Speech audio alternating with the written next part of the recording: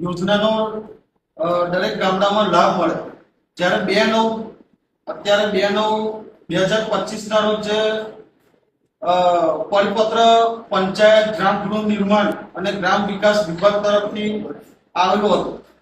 તો એની પર કોઈ પણ ગામડામાં પ્લોટની સહાય અને આવાસ માટે કોઈ પણ કામગીરી થઈ જ નથી।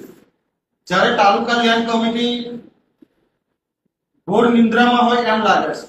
પોતે પણ આપ શ્રી પોતે પણ તાલુકા લેન્ડ કમિટીના સભ્યશ્રી છે। તો દરેક ગામડામાં મફત પ્લોટની સહાય અને આવાસ યોજનાનો વહેલી તકે લોકોને લાભ મળે એટલું તમને આવેદન કરીએ છે। અને તાલુકા લેન્ડ કમિટીના સભ્યો એમને પણ આ વિશે જાણ કરવામાં આવે। આવેદન પત્રમાં જે પણ બધા લાભાર્થી છે એ લોકોના નામ જો આવેદન કરીએ છે।